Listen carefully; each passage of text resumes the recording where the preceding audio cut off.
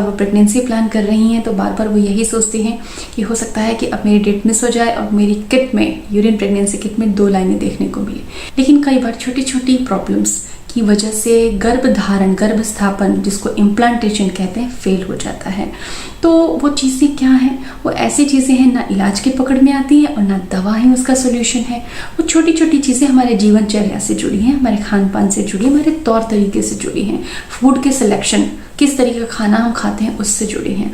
तो ऐसी 5 चीज़ें जो कि बहुत आसान है, आप अपने घर में बहुत सरलता से उनको फॉलो कर सकते हैं। उनकी कीमत भी कुछ ज़्यादा नहीं है। जो नॉर्मल चीज़ें हमारे घर में होती हैं उन्हीं को फॉलो करना है। अगर आपके शरीर में पोषण की कमी से आपका गर्भधारण सफल नहीं हो रहा है तो ये काम करने से वो चीज़ें ठीक हो जाएंगी। लेकिन अगर इन टिप्स को फॉलो करके 1 महीने में रिजल्ट नहीं आता तो आपके शरीर को और अच्छे पोषण की ज़रूरत है। कम से कम 3 महीने तक इन चीज़ों को फॉलो करें या फिर कंसीव होने तक इनको फॉलो करें, क्योंकि डे बाई डे आपकी बॉडी को इम्प्रूव करेगी। तो फ्रेंड्स, मैं हूँ प्रेरणा और स्वागत है आपका यूट्यूब सहेली चैनल में। आज हम जानने वाले हैं इम्प्लांटेशन सक्सेस करने वाली 5 खास बातों के बारे में, 5 खास टिप्स के बारे में। सबसे पहले इम्प्लांटेशन सक्सेस के लिए क्या चाहिए? जिंक। जिंक क्या है?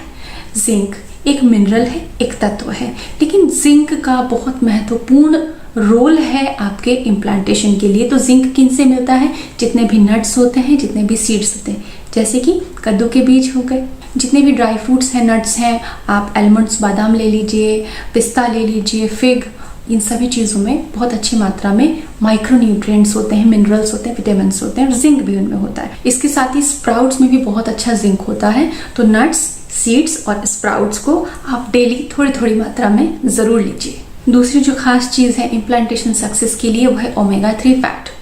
ओमेगा 3 फैट एक बेस्ट क्वालिटी का फैट होता है और ये आपके शरीर की हर प्रॉब्लम के लिए बहुत ज़रूरी है, उनको ठीक करने के लिए बहुत ज़रूरी। ओमेगा 3 अगर आप अच्छा लेते हैं तो बहुत सारे प्रॉब्लम्स से आप अनजाने में ही बच जाएंगे, वो आपको कभी भी नहीं होंगी। Omega 3 period problem, ovulation, implantation सब के लिए बेस्ट है। तो ओमेगा 3 कैसे खाएं? अगला सवाल ये है कि ओमेगा 3 कैसे खाएं? आप सप्लीमेंट भी ले सकते हैं। ओमेगा 3 पे मैंने कई अच्छे सप्लीमेंट्स आप लोगों के लिए बताए हैं। इंपॉर्टेंट वीडियोस की लिंक नीचे डिस्क्रिप्शन में मैं दे देती हूँ ताकि आपको मदद मिले, आप उनको भी देख सकें, जान सकें। तो ओमेगा 3 के लिए आप अखरोट रोज खाइए। इसके अलावा ऑलिव ऑयल, कोशिश करें कि आप अपने फूड में ऑलिव ऑयल को इस तरह से ऐड करें कि उसको पकाना नहीं पड़े। रॉ फॉर्म में आप यूज़ करें तो बहुत ज़्यादा अच्छा होगा, अदरवाइज आप कुकिंग में भी उसको यूज़ कर सकते हैं। इसके अलावा अगर आपको एवोकाडो मिलता है तो आप एवोकाडो फ्रूट ज़रूर खाएं। इसके अलावा अगर आप नॉन वेजिटेरियन हैं तो जो भी फैटी फिशेस होती हैं वो आपके लिए बहुत अच्छी हैं। तीसरे नंबर पे आती हैं कुछ सब्जियाँ।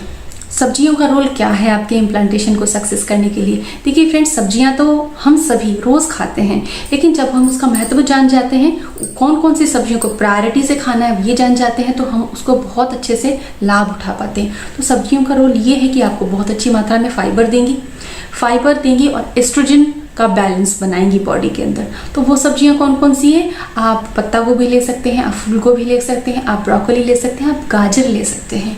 अब बात आती है कि थायराइड के पेशेंट क्या क्रूसीफेरस वेजिटेबल्स, गोभी वगैरह खा सकते हैं? जी हाँ, थोड़ी मात्रा में खा सकते हैं, लेकिन कुक करने के बाद में, कुक करके आप उनको बिल्कुल खा सकते हैं। तो ये जो वेजिटेबल्स मैंने आपको बताई, ये बॉडी के अंदर एस्ट्रोजन बैलेंस करेगा ताकि सही तरीके से एंडोमेट्रियम लाइनिंग, यूट्रस की लाइनिंग डेवलप हो। चौथे नंबर पे जो इम्पोर्टेंट चीज़ है वो है नाइट्रेट।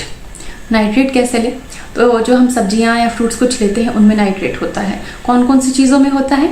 बीट रूट में होता है, पालक में होता है, आप अनार ले सकते हैं, आप गार्लिक ले सकते हैं। नाइट्रेट क्यों लेना चाहिए? नाइट्रेट का काम क्या है? नाइट्रेट का काम है कि जो भी हमारे रिप्रोडक्टिव ऑर्गन्स हैं उनको ब्लड फ्लो बढ़ाना। ब्लड फ्लो बढ़ने से उनकी फंक्शनिंग, उनकी कार्य क्षमता बहुत ही सटीक और सुचारू चलती है और इससे आपके यूट्रस की लाइनिंग डेवलप होने में और इम्प्लांटेशन को सपोर्ट करने में बहुत ज़्यादा मदद मिलती है। तो आप चुकंदर, अनार, लहसुन, पालक, इन चीज़ों को अपने खान पान में ज़रूर शामिल करें। अगर आप अनार और चुकंदर दोनों में से चयन पूछें तो दोनों में से कोई एक चीज़ आप डेली खाएं। गार्लिक आप रोज़ खा सकते हैं, किसी भी सब्जी में, सूप में, दाल में ऐड करके खा सकते हैं और पालक भी आप कोशिश करें कि हर दूसरे दिन ले। अब 5वीं और आखिरी चीज़ है vitamin B6 for progesterone. Progesterone का लेवल सही तरीके से जिनमें नहीं बनता उनका इम्प्लांटेशन सक्सेस नहीं होता। तो विटामिन B6 को बढ़ाने के लिए हमें क्या करना है? बनाना, ओट्स, आलू, potato, sweet potato, egg, red raspberry tea, इन सभी के खाने से जब आप इन चीज़ों को लेती हैं तो आपके बॉडी में प्रोजेस्टेरोन का बैलेंस बनता है। और इन सभी चीज़ों में जैसे कि रेड रास्पबेरी टी है, इसके अंदर प्रॉपर्टीज़ होती हैं फाइटोप्रोजेस्टेरोन की, जो कि प्रोजेस्टेरोन का रोल प्ले करते हैं और बॉडी के अंदर प्रोजेस्टेरोन का बैलेंस बनाते हैं और इम्प्लांटेशन सक्सेस करने में हेल्प करते हैं। तो फ्रेंड्स, ये जितनी भी मैंने चीज़ें बताई बहुत ही आसान है, आप सभी सहेलियों की सहूलियत में है, आप कर सकती हैं, उनको डेली रूटीन में अपने शामिल कर सकती हैं। तो इनकी एक आप लिस्ट बनाएं और अपने किचन में, बेडरूम में जहाँ आप ज़्यादा टाइम स्पेंड करती हैं, कोशिश करें किचन में लगाएं, ताकि जब भी आप खाने की तैयारी कर रही हों देख लें कि ये चीज़ें आपके खाने में शामिल हो रही हैं या नहीं। इससे आप उन्हें स्किप नहीं करेंगी, आपको हमेशा चीज़ें याद रहेंगी। तो सहेलियों, उम्मीद करती हूँ कि ये जानकारी आपके भी गर्भधारण के सफ़र को आसान बना देंगी और आप भी उसमें सफल होंगी और आपके भी जीवन में खुशियाँ आएंगी। इसी तरह मुस्कुरा